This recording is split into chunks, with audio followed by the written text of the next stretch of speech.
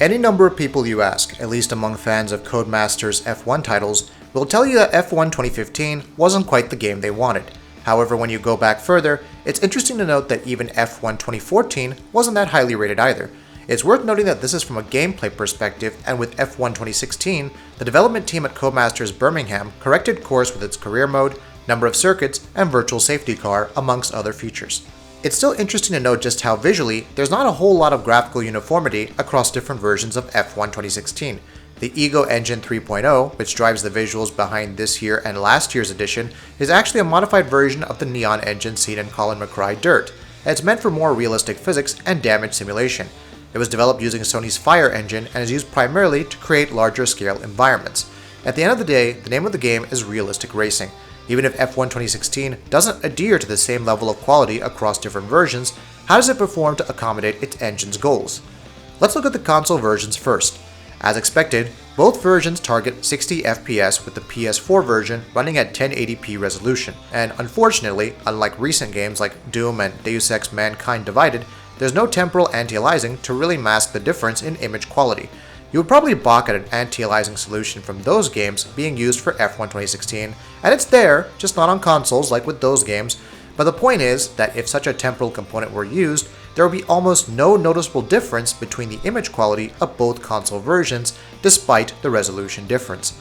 In its absence, it's the PS4 version that wins out with its crisper and sharper image quality. The console versions instead use SMAA to get rid of jaggies. Another thing in common is that even while targeting 60 FPS and not necessarily being locked at said frame rate, both versions suffer their fair share of frame drops. You'll notice some heavy drops throughout, and it's odd that neither can really maintain a clear 60 FPS. We expect future patches to try and improve this because while it's not unplayable, it most certainly detracts from the F1 2016 experience. Then again, as with older racing sims and even till now, it's the PC which offers the most graphically reliable performance. The PC version of F1 2016 is no exception. Its various graphical settings are pretty wide-ranging, giving you the ability to set post-processing, motion blur strength, crowd details, mirror details, screen space reflections, ambient occlusion, vehicle reflections, skid marks, how the skid marks blend together, and much more. Performance-wise, we took F1 2016 for a spin on our usual test configuration, an Intel Core i7-5960X with 16GB DDR3 memory. The CPU choice helps avoid any bottlenecking, and tests were further conducted of different graphics cards at 1080p, 1440p, and 4K resolution to determine how well optimized F1 2016 is across the board. The average frame rates can be observed on the screen before you.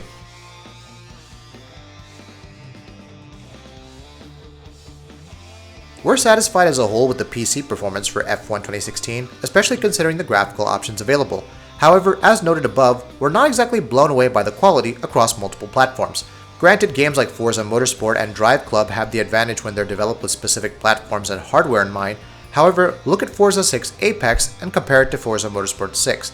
While the former definitely showcases graphical improvements, the latter doesn't really lag behind all that much in terms of image quality, frame rate performance, anti-aliasing, and attention to detail. With F1 2016, it's plain as day that the PC version is superior, which was expected, but still, the PC version has better anisotropic filtering than the console versions, which results in more detailed objects and textures.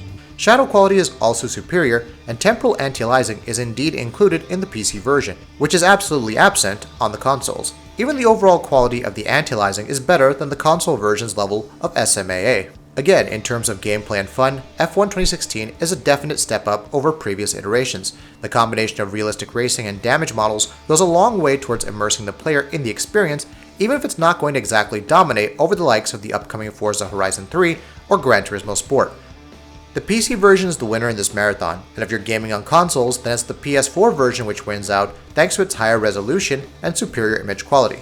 The Xbox One version settles into last place, but it's a shame to see both console versions suffering from frame rate hitches.